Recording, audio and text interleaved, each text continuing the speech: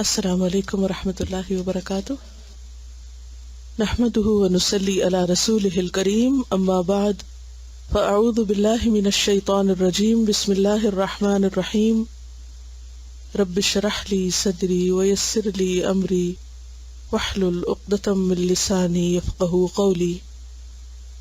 حسد کے بارے میں کل ہم نے پڑھا تھا. کچھ سوچا ہو آپ نے جا کر یا کوئی واقعہ پیش آیا؟ کچھ شیئر کریں گے؟ پیاری استاذہ السلام علیکم ورحمۃ اللہ. None of us can deny that we do experience hasad in one way or another, some more and some less.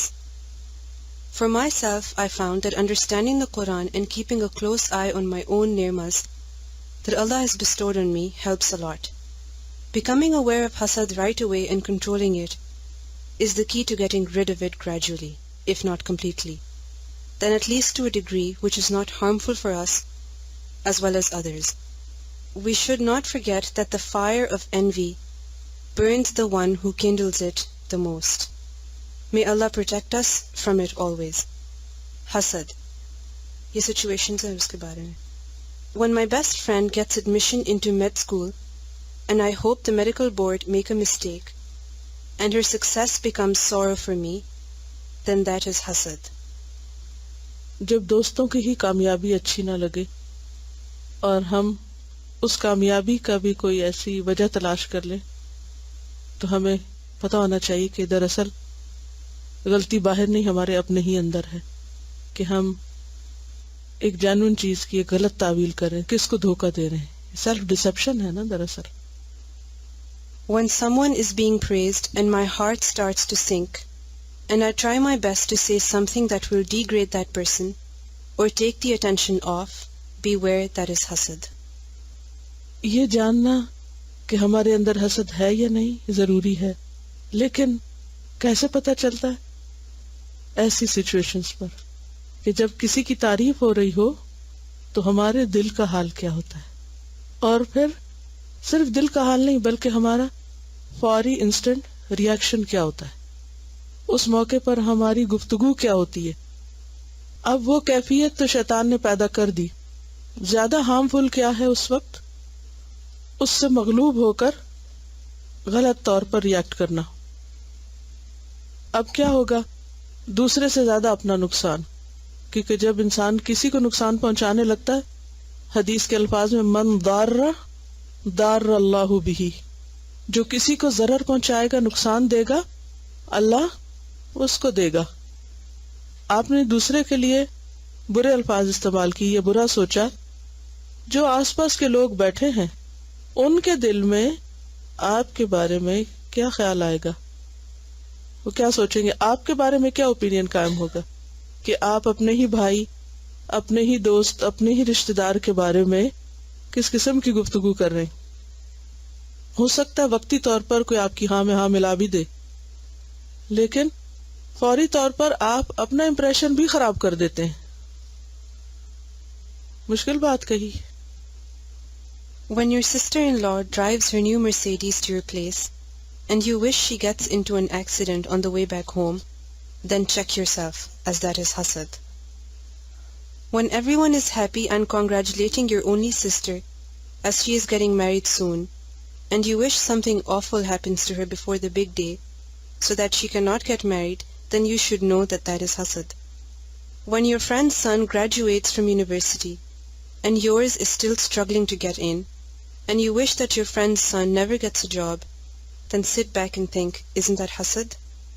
When you visit your friend's new home and you wipe your dirty hands with the beautiful off-white drapes, then do not fool yourself, as that is hasad. When your friend asks you to help her with her party of the year and you add too much water to the punch, you might not admit it, but that is hasad.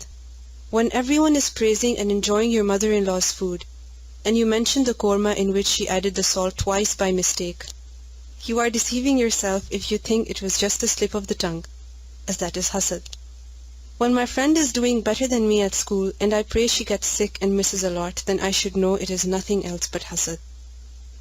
When my sister gets all the nusus answers right in class, and I wish she drops out of the course and stays at home, then watch out. That is hasad.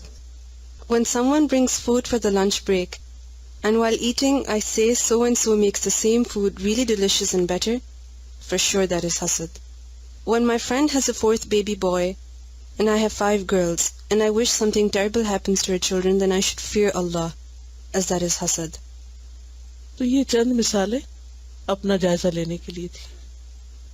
ایسے بہت سے وسوسے ایسے مواقع پہ شیطان ڈالتا ہے، بعض اوقات وقتی ہوتے ہیں اور بعض اوقات وہ ٹھہر جاتے ہیں، اور پھر انسان اندر ہی اندر کوڑتا رہتا ہے، اور عموماً خیال یا وسوسہ بار بار آنے سے ارادہ بن جاتا ہے، اور جب وہ ارادہ بن جاتا ہے تو عزم میں تبدیل ہو جاتا ہے، اور عزم عمل میں بدل جاتا ہے، اور انسان غلط سوچ کے نتیجے میں غلط عمل کی طرف چل پڑتا ہے.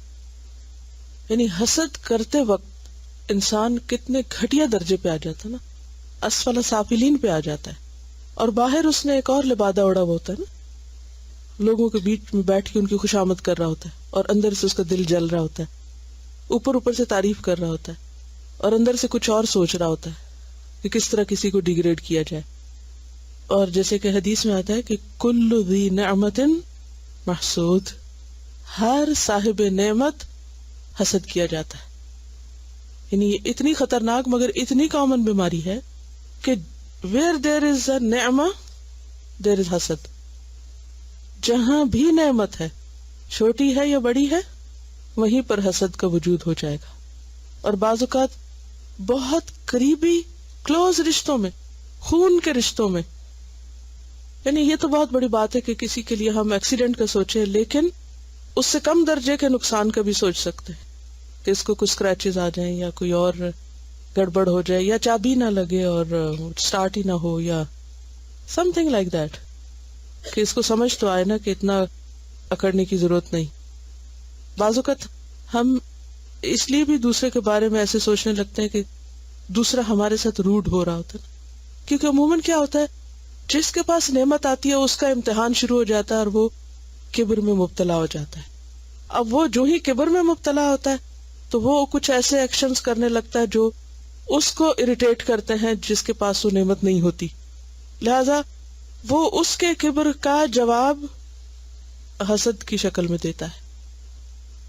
اصل بات یہ ہے کہ جس طرح جسمانی طور پر ہم ایکسپوز ہوتے ہیں تو گرد و غبار اور مختلف طرح کی چیزیں ہم کو آ چمٹتی ہیں، ہم نہ بھی چاہیں، اور ضرورت پیش آتی ہے کہ ہم نہائیں دھوئیں، صاف کریں اپنے آپ کو، اور چونکہ وہ نظر آ رہی ہوتی ہیں اوپر، یا ہمیں محسوس ہو رہی ہوتی ہیں، یا نہ بھی ہو تو ہمیں یہ ڈر ہوتا ہے کہ دوسرے ہمارے اوپر یہ چیز دیکھ رہے ہیں، ہمارے جسم سے اسمیل آ رہی ہے، یا ہماری شکل بدلی ہوئی، یا ہمارے بال اڑے ہوئے ہیں تو ہمارے حق میں یہ بات اچھی نہیں، ہمارا امپریشن نہیں اچھا پڑ رہا، تو وہ پھر کچھ چیزیں مجبور کرتی ہیں اور ہم اپنے آپ کو صاف ستھرا کر لیتے ہیں یا سنوار لیتے ہیں.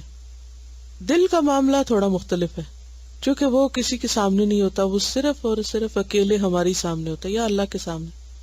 اور اللہ کے ساتھ تو ہم ویسے یہ تصور رکھتے ہیں کہ غفور الرحیم ہے، کیا فرق پڑتا ہے وہ دیکھ بھی رہا ہے تو ہم پھر ایک طرح سے اکیلے اپنے ساتھ رہ جاتے ہیں. اور جب تک ہم خود اس کو نہ دیکھیں، خود اس کی شدت کو محسوس نہ کریں، اور خود اس کی صفائی نہ کریں اور کرنا نہ چاہے، تو کوئی اور زیادہ کچھ کر بھی نہیں سکتا. اسی لیے آتا نا، قد افلح من زکاہا وقد خاب من دساہا، کامیاب ہوا وہ جس نے اس کو پاک کر دیا، صاف کر دیا. تو جیسے انہوں نے بات کی کہ اصل کرنے کا کام کیا ہے کہ ان چیزوں کی صفائی کرے اور ان کو باہر نکالے اور انہیں دبائے نہیں، اگنور نہیں کرے، ان کو ایڈمٹ کرے، اپنے ساتھ سچے بنے، اور جو ہے اس کو مان جائے کہ یہ ہے اندر بیماری، اور پھر ساری کوشش کس پہ لگے؟ اس کو صاف کرنے اور نکالنے پر. اور یہ پھر جیسے پہلے بھی میں نے عرض کیا تھا کہ ایک دفعہ کا کام نہیں ہے، یہ ایک مستقل کلیننگ کا عمل ہے جو زندگی بھر جاری رہے تو ہی بات بنتی ہے. کبھی ایسا نہیں ہوتا کہ ایک دفعہ آپ نے قرآن پڑھ لیا یا ایک دفعہ آپ نے کوئی حدیث سن لی اور آپ کی اصلاح ہو گئی. ایک دفعہ نہائیں گے، اگلے دن پھر نہانے کی ضرورت پیش آئے گی. یہ مطالعہ حدیث کتاب ہے، آپ سب کے پاس بھی ہوگی، مولانا وحید الدین کی. اس میں سے ایک پیسج ہے قاتل انسانیت. یہ کتنا اچھا ٹائٹل انہوں نے دیا کہ یہ حسد کے بارے میں ہے کہ یہ کیا ہے، دراصل انسانیت کا قاتل. حدیث میں آیا ہے کہ پیغمبر اسلام صلی اللہ علیہ وسلم نے فرمایا ایاکم والحسد فإن الحسد یأکل الحسنات کما تأکل النار الحطب. تم حسد سے بچو کیونکہ حسد اسی طرح نیکیوں کو کھا جاتا ہے جس طرح آگ لکڑی کو کھا جاتی. اسی طرح حدیث میں آیا کہ آپ نے فرمایا لا یجتمعان فی قلب عبد الایمان والحسد. کسی بندے کے دل میں ایمان اور حسد جمع نہیں ہو سکتے. حسد قاتل ایمان اور قاتل انسانیت ہے. حسد کا نقصان یہ ہے کہ وہ آدمی سے اعلیٰ ایمانی کیفیات کو چھین لیتا ہے، ایمان کا دشمن. حسد اس میں رکاوٹ بن جاتا ہے کہ آدمی کے سینے میں وہ دینی جذبات پرورش پائیں جو اس کو اللہ کے قریب کرنے والے ہیں اور جس کا انعام اس کو جنت کی صورت میں ملے گا. یعنی کس طرح دشمن ہے ہمارا کہ ہمیں اللہ کے قرب سے روک دیتا ہے. کیوں؟ کیونکہ ہمارا سارا دھیان کس پہ لگ جاتا ہے، ساری انرجی کہاں صرف ہونے لگتی ہے، توجہ کدھر کو لگ جاتی ہے، اس خاص موضوع کو یا اس شخص کو، اس کے بارے میں یا اس کام کے بارے میں ہم زیادہ سوچنے لگتے ہیں. ہم نماز پڑھ رہے ہو تو بھی ہمارا حال کیا ہوتا ہے، وہی چیز دل پہ چھائی ہوئی ہے. کوئی اور کام کر رہے ہیں، یعنی چین اٹھا ہوا ہے، اور وہ جو اللہ کے ساتھ ایک خوبصورت تعلق ہوتا ہے اور وہ جو ایمان کی حلاوت اور لذت ہوتی ہے، سب سے پہلے انسان اس سے محروم ہوتا ہے. موجودہ دنیا میں ایسا ہوتا ہے کہ کبھی ایک شخص بظاہر بڑا ہو جاتا ہے اور دوسرا شخص بظاہر چھوٹا. بظاہر کا لفظ انہوں نے کیوں استعمال کیا؟ کہ لوگوں کو نظر آتا ہے، حالانکہ اصل بڑا کون ہے؟ جو اللہ کے ہاں بڑا ہے. یہ امتحان کے لیے ہوتا ہے. وہ اس لیے ہے کہ اس فرق کو خدائی فیصلہ سمجھ کر اسے قبول کر لیا جائے، یعنی جو بڑا ہو گیا ہے اس کی بڑائی کو مان لیا جائے. مگر جب آدمی بڑے کی بڑائی کا اعتراف نہ کرے اور اس کو چھوٹا کرنے کی کوشش میں مصروف ہو جائے تو گویا وہ خدا کے فیصلے کو بدلنا چاہتا ہے. اور جو خدا کا فیصلہ بدلنا چاہے، کیا وہ خدا کے قریب ہو سکتا؟ ایسا آدمی خدا کی قربت کی لذتوں سے محروم رہے گا. حقوق العباد کے سلسلے میں سب سے بڑی نیکی یہ ہے کہ آدمی کے دل میں دوسرے انسانوں کے لیے شفقت اور ہمدردی کا جذبہ ہو. حقوق العباد میں سب سے اعلیٰ نیکی کیا ہے؟ ایمان کا بھی یہ تقاضا ہے نا کہ انسان مومن ہی نہیں ہو سکتا جب تک دوسرے کے لیے وہ نہ چاہے جو اپنے لیے چاہتا ہے. مگر حسد آدمی کے اندر سے انسانی ہمدردی کا جذبہ ختم کر دیتا ہے. کل مجھے کسی نے ایک میل بھیجی جس میں ایک اچھے اسپیکر کے لیے کیا کیا چیزیں ضروری ہیں. اس موضوع پہ بہت کچھ لکھا ہوا، کتابیں بھی ہیں اور آرٹیکلز بھی ہیں اور ورک شاپس بھی ہوتے ہیں کہ how to become a good speaker. تو میں تھوڑی دیر کے لیے سوچنے لگی کہ میں نے تو کبھی کسی ایسی چیز سے کوئی فائدہ نہیں اٹھایا. مجھے کبھی موقع نہیں ملا کہ میں کوئی ایسی ٹریننگ لوں، کوئی ایسی ورک شاپ کروں، یعنی اپنے سیکھنے کے لیے یا کچھ. لیکن ہاں ایک ضرور بات ہے کہ میں اللہ کے فضل سے تھوڑا یا زیادہ لوگوں کو بات سمجھانے کے قابل ہوئی. یہ کسی فخر اور غرور کے طور پر نہیں، لیکن ایک فیلنگ ہے کہ میں کنوے کر لیتی ہوں. تو میں پھر انالائز کرنے لگی کہ میرے اندر یہ چیز کیسے آئی، کیسے ڈیولپ ہوئی. تو مجھے اس کا ایک ہی آنسر ملا کہ مجھے لوگوں سے ہمدردی تھی. میں نے جو اپنے لیے چاہا وہی لوگوں کے لیے چاہا. ٹھیک ہے، کمی بیشی ہر انسان، کوئی پرفیکٹ نہیں ہے اور نہ میں کسی پرفیکشن کا دعویٰ کرتی، لیکن ہمیشہ میری خواہش یہ رہی جو خیر کی بات مجھے پتہ چلے وہ دوسرے کو بھی پتہ چلے، جو اچھائی مجھے ملی وہ دوسرے کو ضرور ملے، اور خاص طور پر قرآن کی نعمت، دین کی نعمت، ہدایت کی بات وہ کسی طرح دوسرے کو پہنچے. اور میں اس لیول پہ بات کروں، اس طریقے سے کروں کہ جس سے میں وہ اس کے اندر اتار سکوں. بس یہی راز تھا. اس میں نہ کوئی بڑے الفاظ مجھے کبھی ملے، نہ ہی میں کوئی بہت ایلیکوینٹ اور بہت اسٹائلش اسپیکر ہوں. نتھنگ. سیدھی سادھی چند باتیں جو خود کو اچھی لگتی ہیں، اپنے دل پہ اترتی ہیں، وہی باتیں دوسرے سے کر دوں. کیونکہ آج کل میں اسی پہ سوچتی رہتی ہوں کہ اپنے اسٹوڈنٹس کو وہ کون سے طریقے دوں کہ جس سے یہ ابلاغ کا کام کر سکے، قرآن کی بات آگے پہنچا سکے. کیونکہ اگر دوسروں کو سمجھ نہ آئی تو پھر فائدہ کو نہیں نا اپنے پڑھنے کا. آپ علم کا پہاڑ بن جائیں، اگر آپ دینے کے قابل نہیں تو کیا فائدہ ایسے علم کا؟ علم بڑھتا ہے شیئر کرنے سے، دینے سے. تو آپ 100 سٹائل سیکھیں، جو مرضی کریں، اوپر سے جتنے چاہے لبادے اڑتے جائیں، لیکن اگر اندر سے نہیں نہ آئے گا، اور سب سے بڑی بات یہ کہ انسانوں کی سچی ہمدردی نہیں آئے گی، تو بات نہیں بنے گی، کیونکہ ہمیں ان میں صرف خامیاں نظر آتی ہیں، اور صرف خامیاں کون چنتا ہے؟ جو حسد کا شکار ہوتا ہے، ورنہ تو پھر نہی عن المنکر شروع ہو جائے۔ یعنی ہم اس دنیا کے پیچھے بھاگنے میں اتنے مصروف ہیں جو دوسروں کے پاس اور ہمارے پاس نہیں، اس ایٹیٹیوڈ کا شکار ہو کر ہم ان کو وہ دینے کے قابل ہی نہیں رہے کہ جو ہمارا فریضہ ہے کہ ہم دوسروں تک پہنچائیں اور ان کو دیں، اور ہر قیمت پر دیں۔ حقوق العباد کے سلسلے میں سب سے بڑی نیکی یہ ہے کہ آدمی کے دل میں دوسرے انسانوں کے لیے شفقت اور ہمدردی کا جذبہ ہو، مگر حسد آدمی کے اندر سے انسانی ہمدردی کا جذبہ ختم کر دیتا ہے۔ اس کا نقصان اس کو اس بدترین صورت میں ملتا ہے کہ وہ اس حدیث کا مصداق بن جاتا ہے، لا یرحم اللہ من لا یرحم الناس، یعنی اللہ اس آدمی پر رحم نہیں کرے گا جو انسانوں پر رحم نہ کرے۔ قرآن میں تقوی کی علامت یہ بتائی گئی ہے کہ کسی سے دشمنی ہو تب بھی آدمی اس کے بارے میں عدل اور انصاف کی بات کہے، مگر جس آدمی کے دل میں کسی کے خلاف حسد اور جلن ہو، اس کے بارے میں انصاف کی بات کہنا اس کے لیے مشکل ہو جائے گا۔ جس سے حسد کر رہا ہو انسان، اس کے لیے انصاف نہیں پھر دل سے نکلتا۔ حسد کا جذبہ اس کو مجبور کرے گا کہ وہ اپنے محسود کے بارے میں وہ بات کہے جس میں اس کے دل کو تسکین ملتی ہو، نہ کہ وہ بات جو بحیثیت واقع درست ہو۔ اس طرح حسد آدمی کو خدا کی نظر میں ظلم اور بے انصافی کا مجرم بنا دے گا۔ انسانیت کا اعلیٰ درجہ یہ ہے کہ آدمی کے اندر موضوعیت، آبجیکٹیوٹی ہو۔ اعلیٰ درجہ کیا ہے؟ کہ انسان کے اندر کیا صفت ہو؟ آبجیکٹیوٹی کی۔ وہ لوگوں کے بارے میں غیر جانبدارانہ رائے قائم کرے، بایس نہ ہو، کسی کی رائے یا اوپینین سے متاثر ہو کے کسی کے بارے میں نہ سوچے، اپنی آنکھ سے دیکھے، خود غور کرے، وہ معاملات کو حقیقت پسندانہ نظر سے دیکھ سکے۔ اس قسم کی حقیقت پسندی دنیا اور آخرت دونوں کی کامیابی کے لیے ضروری ہے کہ چیز ویسے ہی دیکھی جائے جیسی وہ ہے، مبالغہ آرائی کے شکار نہ ہو انسان، نہ افراط اور نہ تفریط۔ مگر حسد آدمی کے لیے اس میں مانع بن جاتا ہے کہ وہ بے آمیز رائے قائم کر سکے۔ حسد آدمی کے اندر متاثر ذہن پیدا کر دیتا۔ متاثر کیا؟ افیکٹڈ۔ اور متاثر ذہن کے ساتھ آدمی کبھی کوئی بڑی ترقی نہیں کر سکتا۔ حسد بلا شبہ خود حاسد کے لیے سب سے بڑی محرومی ہے۔ حسد حاسد کے لیے سب سے بڑی محرومی ہے، کیونکہ وہ آگے نہیں بڑھ سکتا نا، نہ خیر پہنچا سکتا نہ خیر لے سکتا ہے۔ جو خیر دیتا نہیں وہ خیر لیتا بھی نہیں۔ جب آپ کسی کو خیر نہیں پہنچاتے تو آپ کو بھی کہاں سے ملے گی خیر؟ آپ کسی کے لیے بدنیت ہے تو دوسرا آپ کے لیے کیسے اچھی نیت کرے گا؟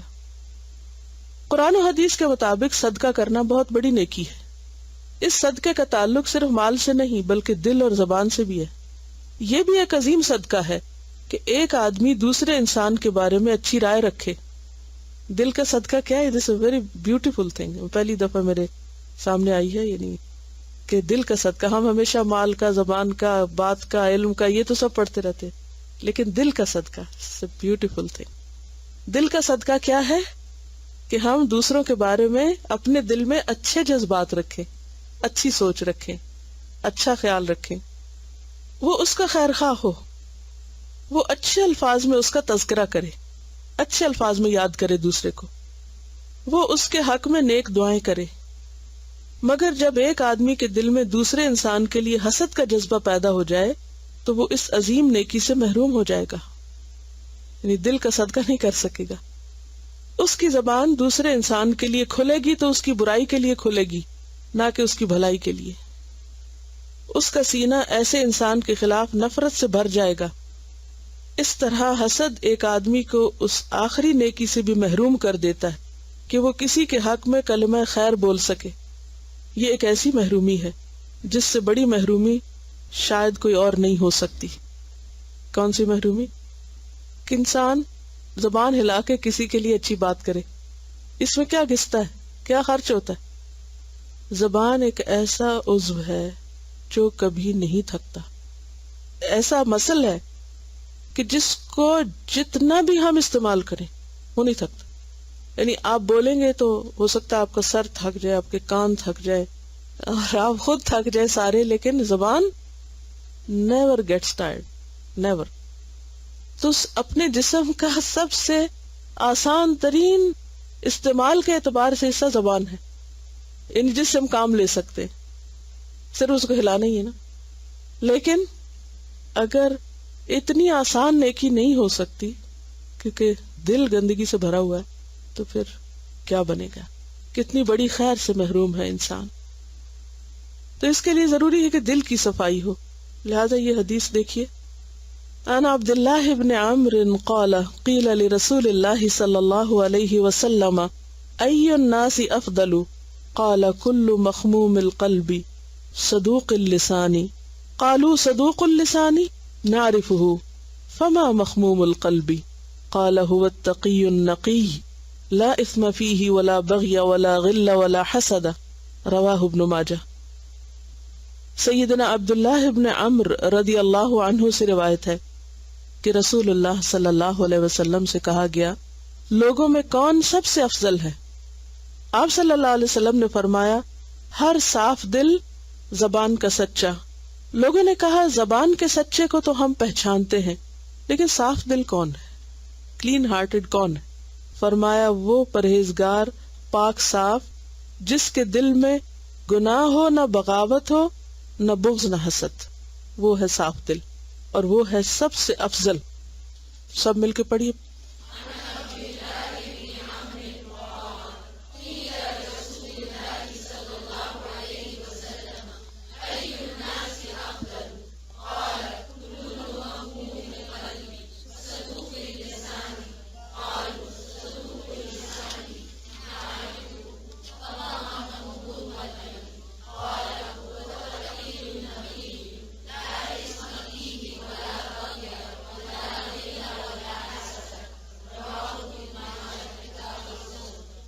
لفظی ترجمہ دیکھیے. عبداللہ ابن عمرو، یہ یاد رکھیے کہ عمر نہیں ہے، عمر ہے. عمر پڑھنے کے لیے واو ساکن آتی ہے عمر کے آگے، ٹھیک ہے. بعض لوگ اس کو عمرو پڑھتے ہیں یا امرو پڑھتے ہیں، تو یہ عمر ہے. قال، کہا، قیل لرسول اللہ، کہا گیا رسول اللہ صلی اللہ علیہ وسلم سے، ای الناس، کون سا لوگوں میں سے، انسانوں میں سے، افضل، افضل ہے فضیلت کے اعتبار سے، کس کی فضیلت سب سے زیادہ ہے؟ قال، فرمایا، کل مخموم القلب، ہر مخموم القلب. مخموم کا لفظ جو ہے خے میم میم سے ہے. خمہ کا معنی ہوتا ہے جھاڑو دینا، جھاڑو دینا. خمامہ کہتے ہیں کوڑا کرکٹ کو، کیونکہ جھاڑو دینے سے کیا ہوتا ہے؟ کوڑا کرکٹ اکٹھا ہو جاتا ہے. اور خم کہتے ہیں خالی باغ کو. تو مخموم القلب وہ شخص جس کے دل پہ جھاڑو پھرا ہوا ہو اور خالی ہو ہر حسد، کینے اور دوسروں کی نفرت اور بدگمانی اور ساری چیزوں سے. صاف ستھرا، روشن دل، پرسکون، مطمئن. کل مخموم القلب. اب اردو میں مخموم کا ترجمہ ہم نے کیا کیا؟ صاف دل. اب جو لوگ صرف اردو یا انگریزی ترجمہ پڑھے وہ حدیث کا معنی جان سکتے کیا کہہ رہی ہے حدیث؟ صدوق اللسان. صدوق اور صادق میں کیا فرق ہے؟ فعول کا وزن کس کا ہوتا ہے؟ مبالغے کا. بہت زیادہ سچا زبان کا. قالوا صدوق اللسان نعرفه. صدوق اللسان یعنی سچی زبان والے کو ہم جانتے ہیں، پہچانتے ہیں کہ اس کا معنی کیا ہے. فما مخموم القلب، تو صاف دل کون ہوتا ہے؟ قال، فرمایا، ہوا وہ التقی، متقی، تقوی والا، تقی. کیونکہ تقوی کا بھی مقام کہاں ہے، گھر کہاں ہے؟ دل میں. النقی، نقی کا لفظ ہے صاف ستھرے ہونے سے ہے. منقع لفظ پڑھا کبھی؟ ينقى الثوب الابيض من الدنس، یہ ہے نقہ. نقا ینقو سے. نقا ینقو کا معنی تو ہڈی سے گودا نکالنا، اور جب نکل آتا ہے تو ہڈی کیسے ہو جاتی؟ صاف ستھری ہو جاتی ہے نا. اور نقی ینقا کا معنی ہے صاف ستھرا ہونا، خوبصورت ہونا، خالص ہونا. تینوں معنی لکھیے. نقی میں صاف ستھرا، خوبصورت، خالص ہونا. اور نقی صفت ہے. اور نقا کا معنی اور انقا کا معنی ہے غلے کا کوڑا کرکٹ نکالنا. غلہ جیسے دال چاول کبھی چنے ہوں گے آپ نے، تو اس میں سے چاول کیسے چنتے ہیں؟ اس کو بالکل کھول کھول کے دیکھتے جاتے ہیں، اگر کوئی ایک بھی اس میں کالا دانا ہے یا کوئی چیز بھی جو اینٹی رائس ہے وہ اس کو باہر نکال دیتے ہیں اور بالکل صاف ستھرے ہو جاتے. اور اس کے لیے آپ نے دیکھا ہوگا کہ وہ صرف ایک دفعہ نہیں کرتے، بلکہ پھر کیا کرتے، جب سارے ہو جاتے پھر دوبارہ سے ہاتھ پھیر پھیر کے دیکھتے رہتے ہیں کہ کوئی چھپ تو نہیں گیا تھا کہیں. چاولوں کے لیے تو ہم اتنے کانشیس ہوتے ہیں کہ کہیں چھپ کے کوئی روڑی وغیرہ نہ رہ گئی ہو، کیونکہ پھر وہ منہ میں آئے گی اور بدمزہ کرے گی. لیکن دل کے معاملے میں پرت کھول کھول کے نہیں دیکھتے، چھپی رہ ہی نہیں سکتی نا. لا تخفى منکم خافیہ وحصل ما فی الصدور. اصل میں جب آپ ڈکشنری دیکھتے ہیں نا تو اس کا فائدہ کیا ہوتا ہے، اس سے ملتے جلتے بہت سارے لفظ جب آپ دیکھتے ہیں تو اس کا ایسا لطف آتا ہے کہ آپ کا دماغ روشن ہو جاتا ہے، کیونکہ اس میں مختلف طرح کی ہڈی سے اور پتھر سے اور معلوم نہیں کوڑا کرکٹ کس کس سے یہ ساری مثالیں دے کر بات کی گئی ہے. تو اس سے یہ پھر آپ عام روزمرہ زندگی سے جب اس کو ریلیٹ کرتے ہیں تو آپ کی سوچ میں وسعت پیدا ہوتی ہے، اور جس طرح بات سمجھ آتی ہے وہ عام حالات میں نہیں آتی صرف ایک ترجمہ پڑھنے سے. تو دل کا تقی ہونا اور نقی ہونا، یعنی اس کی ساری پرتوں سے میل کچیل اور چھوٹے چھوٹے ناپسندیدہ چیزیں، ذرات اور ڈسٹ اور ہر چیز ہٹا کے بالکل شفاف کر دینا. لا غل فیہ، نہ اس میں کوئی غل ہے یعنی بغض ہے. لا تجل فی قلوبنا غلا للذین آمنوا ولا حسد، اور نہ ہی کسی قسم کا کوئی حسد ہے. گویا دل تقی اور نقی ہو نہیں سکتا جب تک کہ اس سے کیا نہ نکال دیا جائے، غل اور حسد. صاف چیز کوئی بھی ہو، کوئی بھی چیز صاف ہو، اس کی اپنی ایک تاثیر ہوتی ہے، اس کا اپنا ایک حسن ہے. اور میلی چیز کوئی بھی ہو، خواہ وہ کتنی قیمتی کیوں نہ ہو، صاف چیز اگر سستی سے سستی بھی ہو، سستے سے سستا کپڑا، کوئی فرنیچر، کراکری، کتابیں، کوئی بھی چیز جب وہ صاف ہوتی ہے تو اس کا اثر کچھ اور ہوتا ہے. اور قیمتی سے قیمتی پتھر یا زیور یا کوئی مٹیریل اگر میلا ہو تو وہ دل کو نہیں بھاتا. تو اسی طرح ایک انسان دنیاوی اعتبار سے کتنے بھی بڑے رتبے پر فائز ہو، بڑی اس کی عزت ہو، بڑی شان ہو، بڑا مقام ہو، لیکن دل حسد سے بھرا ہوا ہے، لوگوں کی نفرتوں سے بھرا ہوا ہے، تو کوئی قیمت نہیں اس کی. اللہ کے ہاں اس کا کوئی مقام نہیں، کوئی فضیلت نہیں. ایک معمولی شخص ہے، بہت پڑھا لکھا نہیں ہے، کچھ نہیں ہے، لیکن دل کا صاف ہے، وہ لوگوں کا بھی محبوب ہوگا اور اللہ کا بھی محبوب. یہ انہوں نے تعمیر حیات مولانا وحید الدین کی کتاب سے بدخواہی نہیں کا چیپٹر بھیجا ہے. اس میں لکھا ہے کوئی بھی شخص اتنا طاقتور نہیں کہ وہ اپنا برا کیے بغیر دوسرے کا برا کر سکے. کوئی بھی شخص اتنا طاقتور نہیں کہ اپنا برا کیے بغیر کسی کا برا کرے. ہر برائی سب سے پہلے اپنے لیے برائی ہے، اس کے بعد ہی وہ کسی دوسرے کے لیے برائی بن سکتی ہے. کسی کے ساتھ آپ برا کریں گے تو سب سے پہلے تو آپ کے اعمال نامے میں ٹھپا لگ جائے گا. آپ کسی کی ترقی کو روکنا چاہیں تو سب سے پہلے اپنے اندر حسد پیدا کرنا ہوگا. اپنے اندر حسد کی آگ بھڑکانے کے بعد ہی آپ دوسرے کی ترقی کے خلاف کوئی سازش کر سکیں گے. آپ کسی کو مارنا چاہیں تو سب سے پہلے اپنے سینے کو تخریب کاری کا اڈا بنانا پڑے گا. اس کے بعد ہی آپ کسی کو اپنی تخریبی منصوبے کا نشانہ بنا سکتے ہیں. اس دنیا میں سب سے بڑی برائی دوسرے کا برا چاہنا ہے، کیونکہ آپ خواہ دوسرے کا برا نہ کر سکیں مگر آپ یقیناً اپنا برا کر لیتے ہیں. دوسرے کو تباہ کرنا کسی آدمی کے اختیار میں نہیں. کوئی کسی کا کچھ نہیں بگاڑ سکتا جب تک کہ اللہ نے کسی کے لیے کوئی تکلیف نہ لکھی. مگر جب کوئی شخص کسی دوسرے کی تباہی کا نقشہ بناتا ہے تو وہ یقیناً اپنے آپ کو تباہ کر لیتا ہے. اگر آپ کسی دوسرے کو نقصان پہنچانا چاہیں تو یہ اس کے بغیر نہیں ہو سکتا کہ آپ دوسرے کے خلاف سوچیں. اس کے خلاف نقصان کی تدبیریں کریں، اپنی کوششوں کو منفی رخ پہ چلانا شروع کر دیں. یہ تمام چیزیں اپنی تباہی کا سامان ہیں. یہ دوسرے کی بدخواہی کی خاطر خود اپنی ذات کا بدخواہ بننا ہے. اگر آپ دوسرے کے خلاف اپنے اقدام میں کامیاب ہو جائیں تب بھی دوسرے کو نقصان پہنچانے کے لیے آپ خود اپنی جان اور مال کا بہت سا نقصان کرتے ہیں. دوسرے کو زخم پہنچانے کی کوشش میں خود آپ اپنے آپ کو بھی زخمی کر چکے ہوتے ہیں.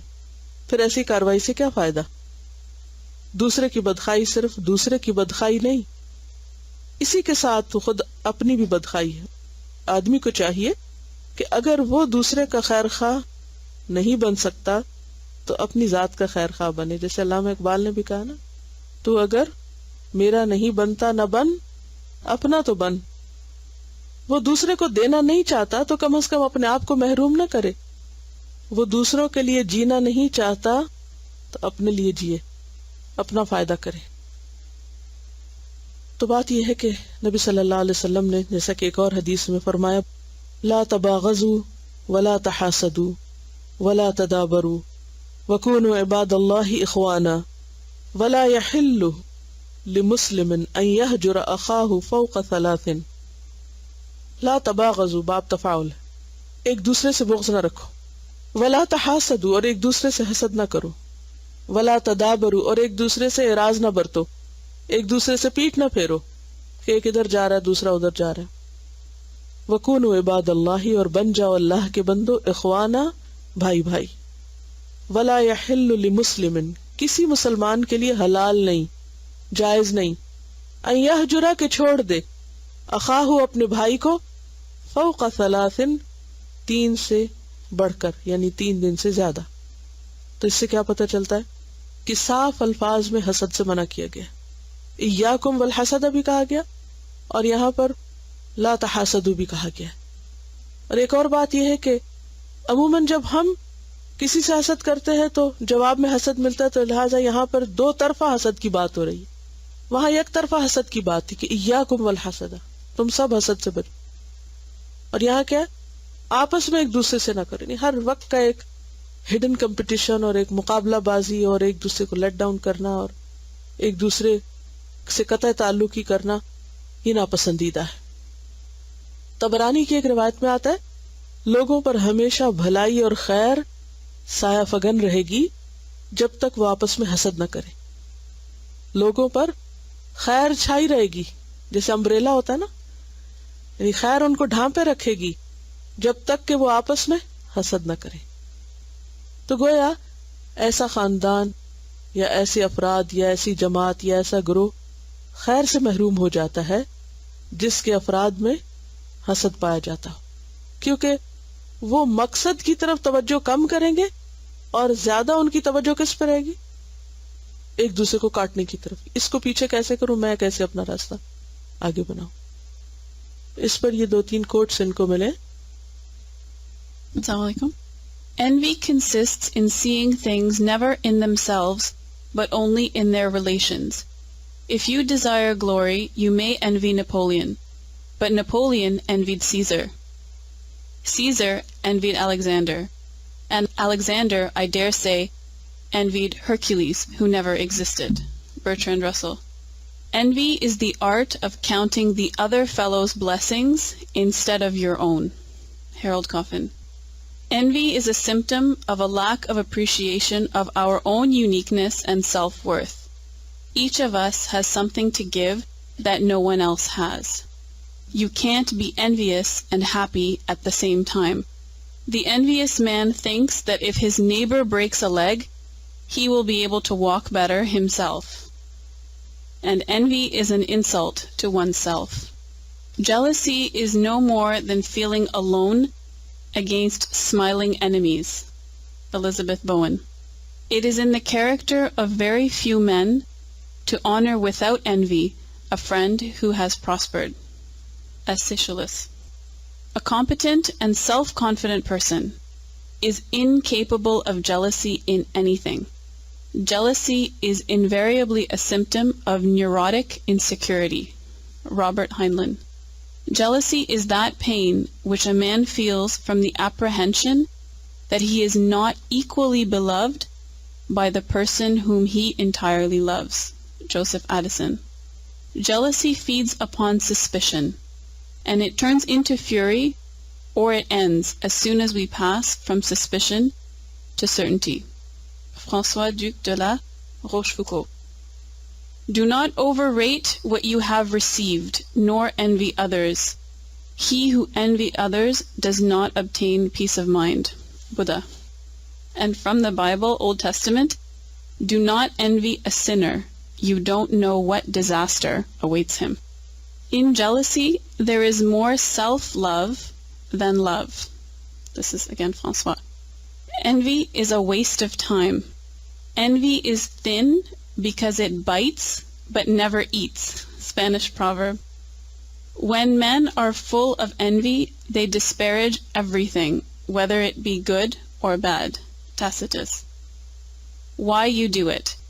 Because other people are so much luckier, smarter, more attractive, and better than you. Pride, envy, and avarice. These are the sparks that have set on fire the souls of men.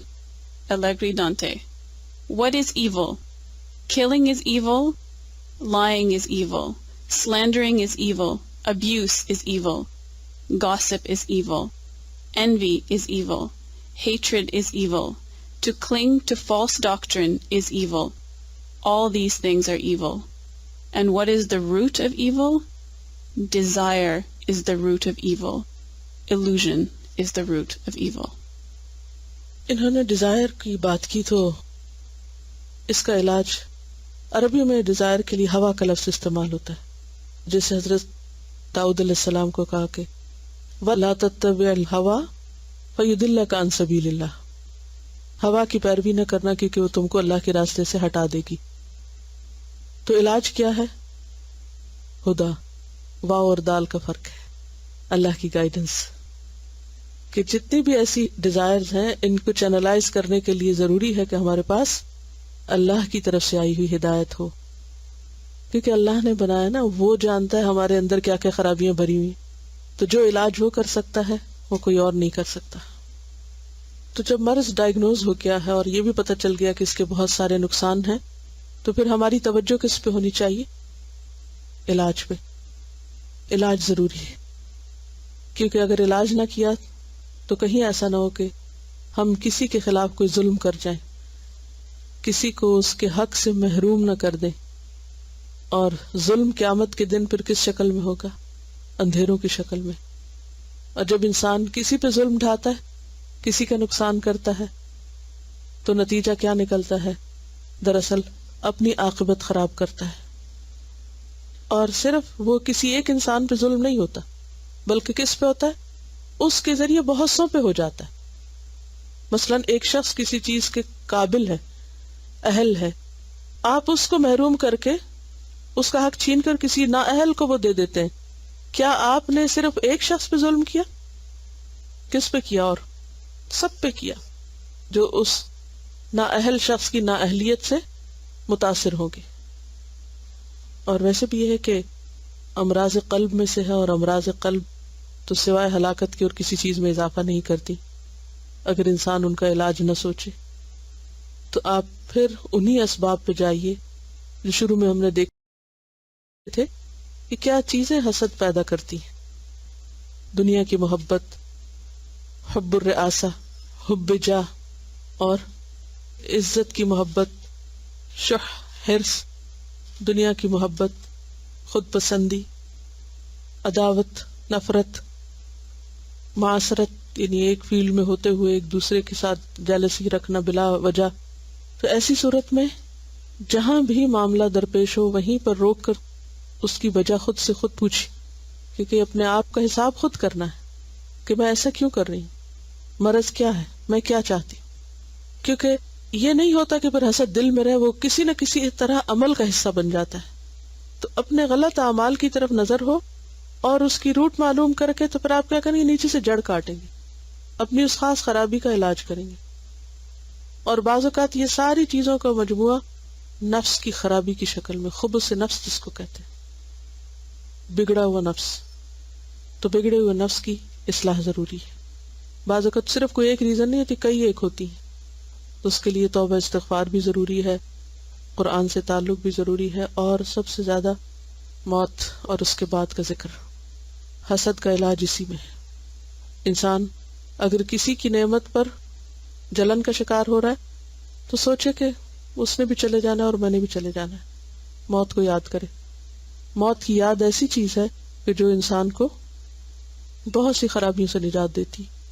جیسے موت physically انسان کو اس دنیا سے لا تعلق کر دے گی، کاٹ دے گی اس سے ہمارا سارا تعلق، تو بالکل اسی طرح موت کا ذکر بھی بہت سی علتوں اور علائشوں سے انسان کو کاٹ دیتا ہے۔ حرص کا علاج، ہوس کا علاج، ڈیزائرز کا علاج موت کی یاد ہے۔ جب تک ہمیں وہ بھولی بھی ہوتی ہے ہم سمجھتے ہیں ہم نے ہمیشہ یہاں رہنا ہے، لہذا جو جس کے پاس ہے خیر کھینچ لو اس سے اور اپنے لیے ساری کر لو۔ کتنے دن رکھو گے اپنے پاس؟ سب کچھ مل بھی جائے تو کہاں تک استعمال کرو گے؟ کوئی بھی چیز جو ہو۔ ابو الدرداء ایک صحابی ہیں، وہ کہتے ہیں ما اکثر عبد ذکر الموت الا قل فرحہ وقل حسدہ، جتنا زیادہ انسان موت کو یاد کرے گا اتنا اس کا حسد کم ہوگا۔ وہ براہ راست موت کے ذکر کو حسد کا علاج بتاتے۔ اقل فرحہ کا بھی معنی کیا ہے کہ دنیا کی چیزیں پا کر جو ایک خوشی ہوتی ہے اور ایک بہت ایروگنس آنے لگتی ہے، اس کا بھی علاج یہی ہے۔ کسی بھی چیز کو پا کے میں جو بہت اکڑ رہا ہوں وہ کتنے دن میرے پاس ہوگی؟ آخر تو چھوڑنا ہے نا اس کو۔ چند دن کے مزے کی خاطر ہمیشہ کی آخرت برباد کی جائے؟ تو فیئر اور عدل اور انصاف کے ساتھ ہی اللہ کی نعمتوں کے حصول کی کوشش ہو، کسی کا حق مار کے نہیں۔ اور پھر یہ یاد رکھے کہ اللہ کی شدید ناراضگی کا سبب ہے، کیونکہ معاویہ کہتے ہیں کل الناس اقدر علی رداہ الا حاسد نعمت فانہ لا یرضیہ الا زوالها۔ اللہ کی رضامندی کے خلاف جاتا ہے حسد، کیونکہ اللہ کے فیصلے پہ راضی نہیں۔ تو جو اللہ پہ راضی نہ ہو، اللہ کے فیصلوں پہ راضی نہ ہو، کیا اللہ اس پہ راضی ہو سکتا؟ حسد اللہ کی شدید ناراضگی کا سبب ہے، کیونکہ حاسد اللہ کے فیصلے کو بدلنا چاہتا ہے جو اللہ نے کسی پر نعمت کر کے کر دیا۔ تو یہ بات یاد رکھی جائے کہ ایسا کرنا اللہ کی ناراضگی کا سبب ہے، اور اللہ کے ناراضگی کے ساتھ اگر میں دنیا سے گیا تو ہاتھ کچھ نہیں آئے گا۔ وَلَا تَتَمَنَّوْا مَا فَضَّلَ اللَّهُ بِهِ بَعْضَكُمْ عَلَى بَعْضٍ، اس چیز کی تمنا نہ کرو جو اللہ نے تم میں سے بعض کو بعض پر فضیلت دی ہے۔ کیا کرو؟ علاج کیا ہے؟ وَاسْأَلُوا اللَّهَ مِن فَضْلِهِ، اللہ سے اس کا فضل مانگو۔ تو دعا، اللہ سے دعا، اور اس کے ساتھ ساتھ موت کا ذکر، استغفار۔ تو انشاءاللہ ان تدبیروں سے اس بیماری سے نجات پائی جا سکتی۔ یہ نہیں ہو سکتا کہ کلی طور پر انسان بچ جائے، لیکن ساتھ ساتھ صفائی ہوتی رہے تو انسان کے لیے عافیت اور نجات کی راہ نکلتی رہے گی۔ اور کہیں بھی غافل ہوئے تو یہ ایسا وائرس ہے کہ جو ہلاکت تک پہنچا کے دم لے گا۔ تو بی کیئرفل۔ اس موضوع پر یہ جو باتیں ہوئی ہیں کم و بیش، یہ اور کچھ مختلف لیکچر موجود ہے، حسد کی آگ، تو اس کو بھی بار بار سننے سے ریمائنڈر رہے گا انشاءاللہ۔ سبحانک اللہم و بحمدک نشہد ان لا الہ الا انت نستغفرک و نتوب الیک۔ السلام علیکم و رحمۃ اللہ وبرکاتہ۔